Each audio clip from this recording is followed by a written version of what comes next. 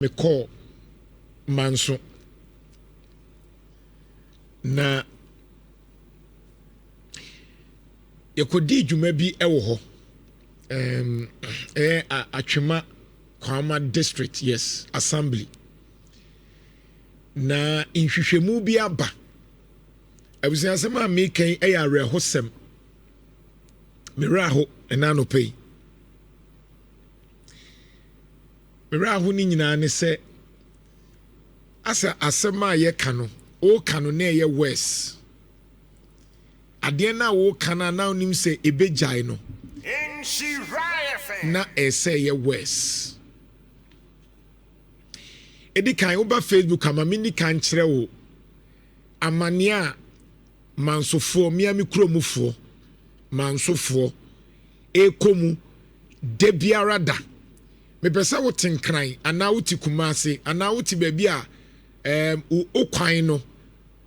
kota kakra etutu kakra na obuafu no me pesa oba Facebook na wo be hye amania yenuanom omuwo manso ekomu ase manso de omunye nipa ekura MPP ni NDC for enya gold every ho oman mu enya mu gold e de every ho ase manso enye ni omunye nipa omomti manso omunye nipa bibia anya papa wo manso krom ho bebia obekọ manso bia no unhye danya ade papa bia wo ho de wunya ne asase a yasɛ no me so obehwe bi wo Facebook bra Facebook oti kumase a unim se bibia ye okay ye betra na ye kan sama because ye kɔ ho na ye kwakwa kohu mimi ye pachini intimi krom ɛwon nsɛm sɛ mfuturo ɛbɔ nkrɔfo wɔ manso a ɛka me mabusuafo wɔ hɔ onso abusuafo wɔ hɔ enti wa hwɛ nipa dasani na matu gold matu bi na ɛkwan po simple road ɛna yɛ di gold board ɛbɔ ɛho asafo hene MPP fo nso ɛyɛ gold for oil gold munya free he gold no munya free he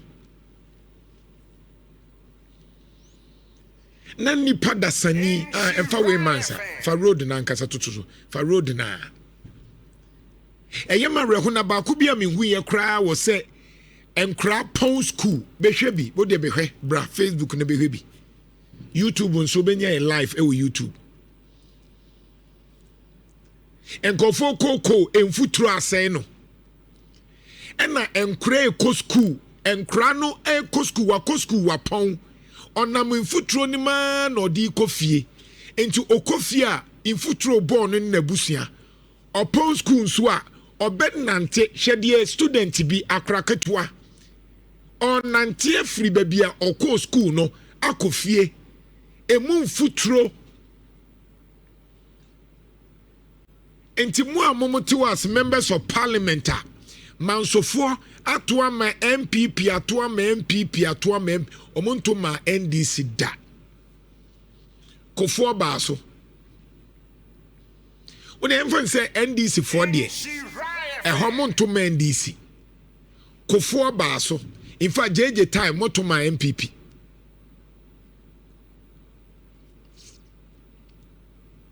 kofo time moto ma MPP atamils time moto ma MPP John Mahama part 1 by Motoma MPP. Nana Kufuado Motoma MPP. 2024 Motoma MPP. Ente ye kura ye nyina dodo na toma MPP. Ente emfan se NDC for de. Montoma wo mu. Ente so ma anya Kenya hwe. Ente matna ho na MPP MPs. Just make a crime, me so cram me so. I am here because I know me who's a picture, me real who ya, me real with me man sorry, I no pomuti kemu, or moon no men so ya papa. Can a cofa omo. na me wo faase bi ene me ba bi e wo Manso na ni problem enye ni problem ne se ya wo ne to Manso the problem ne se ya to aba na nipa behwe se ne ho ato ne saa MP no ne ma no nko school wo ho ne mo Manso fo na ye kosa ala e koto aba no hye kwan ene je school ko enti akra no ne enfutro begu ne hwini mu ebegu n'ani so ebeko ne mu obe yare obewu bibia nsi Nhyira na de ba kwa na sai mare ho ne se uduru ba bia cars na e konesan se ekwan ne nyeni ntino tais ni timi pai na passengers are stranded na wo se passengers no esi omusi ano mu twen se driver no betimi akọ kro ni mu na meka kro ni mu a eti se bia wo tech na wo se wo drive wa kwa bia ye fan say adum na koye tie no ba na de ba bra Facebook na be me ma wo reported speech me na no a me call ho me me nsan trofo ye kodi dwuma bi wo ho dwuma die no kra asem me nyanka yo me nyanka dwuma die no ho asem enti we na de bia Manso as okọ Manso ase ya bọ Manso fodua ekwanye aduane nso wo ho kra nso problem se aduane kra bo den wo Manso ensuo mu nom nso nye papa galamsey mini wo mu ekwanye nye aban nye gold the free small scale fo mu ena galams tese ho as eyet aw ewrade nyankopon enti o mu nye nipa MPP ni NDC mpanyufo amowa parliament no enti de bia mudi go de bom ho asafo hene no dodo na munya mfiri Manso edru campaigner mompe statistics in mame Manso population e wo Manso mompe mame any votes why no motoma hwan mompe mame be bia ni ho a me fa Manso a me hu se kwan ne ye papa be bia ni ho de nanso mu be ye ben Manso senior high school okra no e kwan na sase etutu meanwhile cars akese excavators ne fa sa kwan no so enti se wo ye kwan na ye kwan ye quality road but when they sapiti ya near the above pay elections sapiti Manso fo mu nya nipa mikromo fo no mu nya nipa enti mo de cars akese kofa gold no o mu nya nipa Omo mutimu mfuturo ku omo onim de mfuturo timi ye nipa mo amo hwem wo Facebook mo ankasa mo de mo fa AI and Google the effect of dust on human beings mo Google mo ankasa mo Google na mo kanche mo Facebook so mfuturo the effect of dust on human health and right now no obi a wote Manso bia no obewu ntem obi a wote Manso bia no obenya nahra wa benya problem enkra ye bawu mu enti galamsey issue no kra nyamba yu galamsey nyankun wie ye no ye kun futuro ye kun nyoma basa Manso constituency we year be 2024 and answer day Manso okay 2024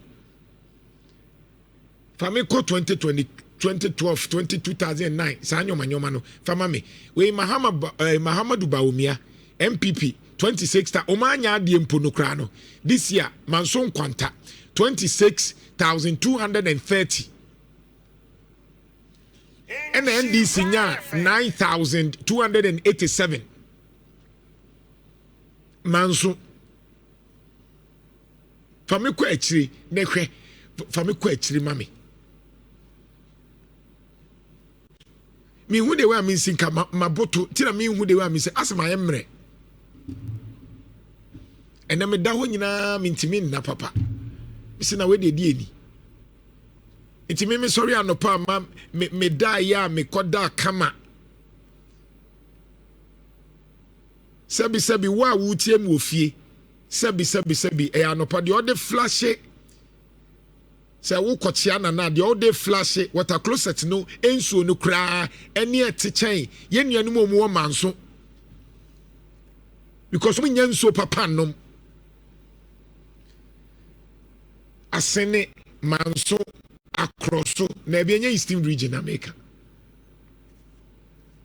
kam manso kwanta Nhyira Aden Ghana paying for me but some say Aden me say MPP ni NDC parliamentarians yankwa na baby etu gold bi ahia yen Nhyira asia bo edua na Akufo-Addo time behwe na Akufo-Addo time manso omunya 32,863 ba omi ade no so tede e ma NDC kosoro because NDC this time around omunya 9,000 plus and na Akufo-Addo time John Mahamanya 5,534 na Akufo-Addo nya 85% e wo manso muntie manso mutu ni boom ema na Akufo-Addo 8 years na Akufo-Addo mama no 85% ana da ho enyame na me kan na ba be ka say me tan na Akufo-Addo mutu ma na Akufo-Addo boom mama no 85% 8 years nie emfutro da so kumo ena me ko na mu say Joshop contractor ase eba kwan no so enti NDC for na muntu momu no omu na ebe yem kwan ama mo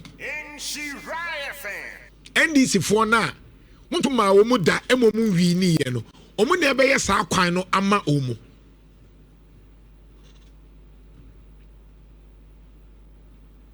enti odi adwene hu biem me ne wo kamen kan gidigidi o dwene hu biem se wo sori anopai wo bai wa ma na diane adi wa wanu aduane wa sa de ma no ko school kana babe fa ne kama kam tina ka mu na ko taso de ko school kama opon ya wa bafie wanu ade opa ama no Nhyira na me hu ba ku bi na maame no ne badi nanim na oma so agya akra ni swa wa so agya eja eso no ene maame na ankasa eja eso no a baby odi free ba eko na yesusa ne sana na eti a sana wo se ye enti yesusa ya so agya enti enyini ne ensa mehu se nkofo so agya just can we make things better for people just me brain tie wo se nkofo so bre me so agya enti wo so so agya me bubu agya enti wo so ko bubuja what kind of thinking is that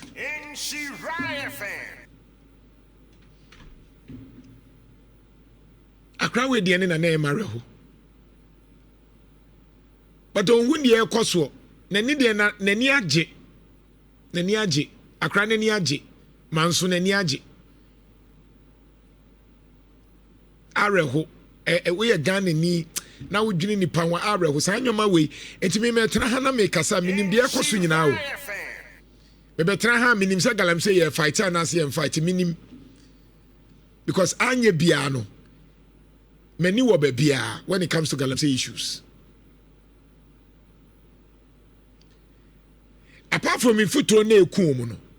but omuntie already galamsey na ankasa eku ye dada enche mini rastos betwetwe nkomo eho akade kra nyamba ye nyankan wieye aduane a asai ye nyankan wieye enra ye program na ye te ya ye ko bi no